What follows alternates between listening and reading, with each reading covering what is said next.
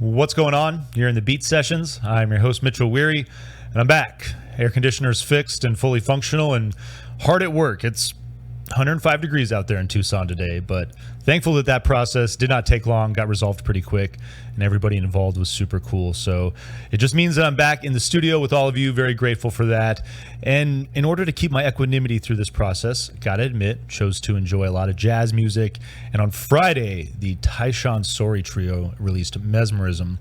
Now this record is pretty exceptional, and if you follow the channel, you know that I'm into jazz, but only in like the last 5 years or so. So I really don't know that much about it. Tyshawn is a man that I've heard of, I've heard about, but haven't really had a chance to dig into his stuff or read about him.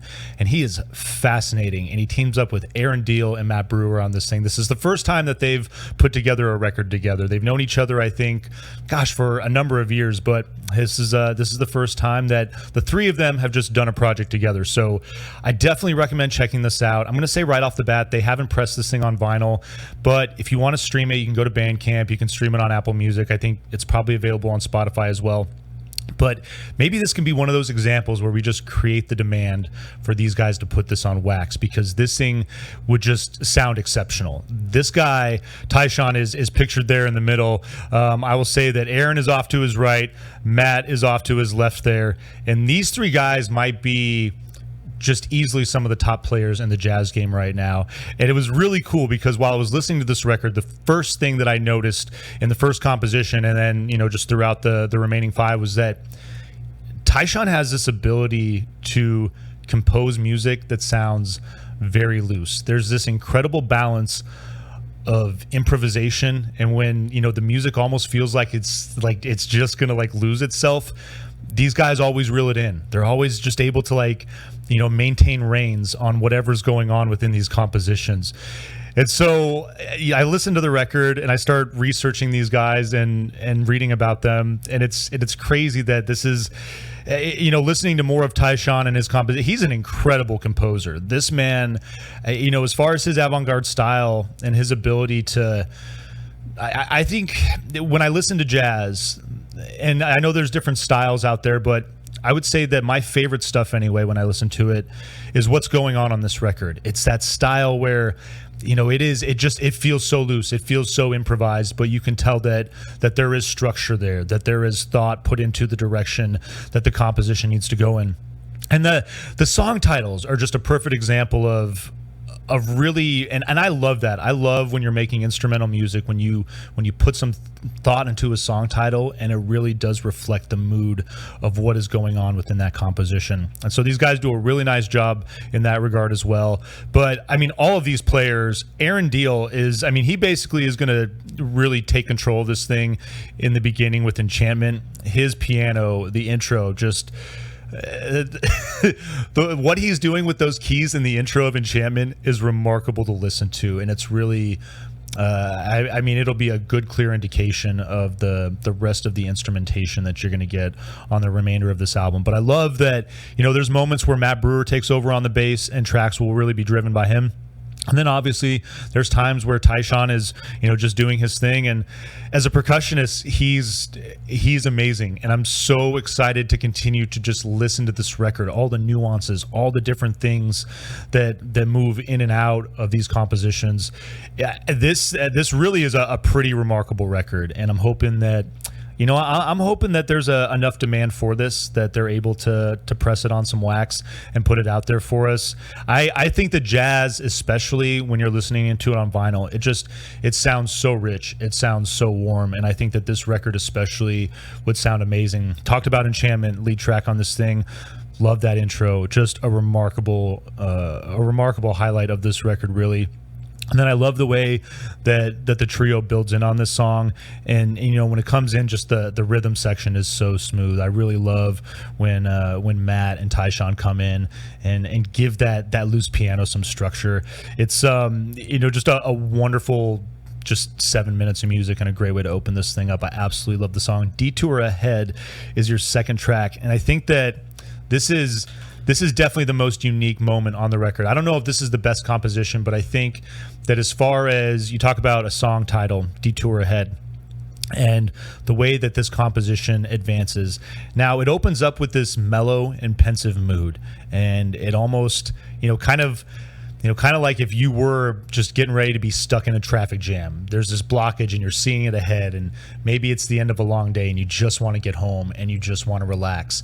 And so you can feel this mood built up, and there's this tension, and I really like the way that mood takes hold of this track for about the first 4 or 5 minutes. Then all of a sudden, there's this shift in mood, and it becomes lighter, and it almost kind of feels more optimistic in the way that it settles in. But it almost sort of feels like, let's call the narrator of this particular track. It almost kind of feels like that with that detour, they've chosen to approach this process with some optimism, and now they've all of a sudden ended up on some new adventure, and there's this sense of excitement. You can feel that all of a sudden this encumbrance has turned into something eye-opening and exciting. And I think it's so cool the way that this composition brilliantly captures that mood. And I think that true jazz artists, it's one of the things that they do really well, as far as all the thought that goes into the composition and the way it moves from start to finish. This track is exceptional. And then, it settles back into this mellow groove in the end, probably like the last 3 or 4 minutes or so. And there's this just feeling of satisfaction, of reaching that ultimate goal, maybe not in the way that you intended to do so, but knowing that A, that you got there, and that B, you gained something that you didn't expect and that was really enriching along the way. Just a marvelous song. Like I cannot say enough good things about it. And I think that with all that's at play there, it might be the best composition on the album. I don't know. I'll leave that up to you to decide. It's really a marvelous 14-minute piece of music, really quite an opus. Autumn Leaves is your third track. Song titles, it just captures that feel. This song feels, I don't know if you've ever had an experience or had the privilege of being in a place where fall has just brilliantly taken hold, and there's this feeling in the air, this crisp, chill feeling of what is to come as winter brings hold. But it's almost like summer is still trying to just grasp a hold, just grasp on for just a final few days. And so this song captures that feeling as well. And I love the good mid-tempo feel, especially coming off Detour, because Detour Ahead it's a pretty big exploration of emotion. There's a lot that goes on. So Autumn Leaves just keeps this really nice mid-tempo feel. It's a really nice follow to Detour Ahead. And the bass is definitely the highlight here. I really love what Matt Brewer is doing on this song. And then as the song comes to a finish, it's got this great little coda that kind of builds into this frenzy, and then it just abruptly stops. And I dig the way that composition just comes to a halt and then jumps from time to time.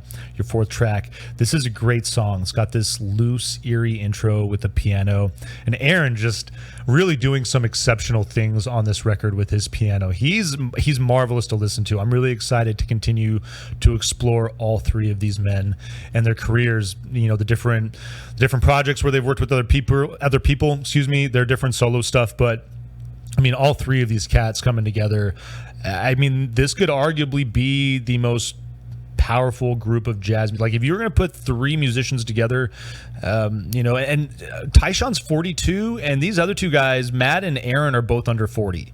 So when you think about their age and their skill set, and I can see these guys, if they wanted to continue making records as this trio, just being so dominant in that scene for a very long time to come. But I really like, again, that loose, eerie intro of From Time to Time. And then it just maintains that dark feel. It's a pretty interesting composition for about 6.5 minutes there, and it leads into 2 Over 1, your start track on the Apple Music listing. Anyway, here when I pulled it up, it's always kind of interesting to see what they're working with as far as why they highlight a track. But this is an interesting track. It's the first track to just get right into it. All these other tracks felt like they took some time to build, and this one just jumps right into it. And I like that. I like the just that minor difference there. And then this thing at about 2 minutes in, it's got this really cool bass-driven breakdown, and that goes on for a few minutes, really giving Matt a chance to shine again on this record. And then Aaron, there's this beautiful moment where it's just this waterfall of piano keys that just brings the trio right back together on that track, and it's really just another nice moment on this record. Another one of my personal highlights anyway. And then REM Blues is your final track.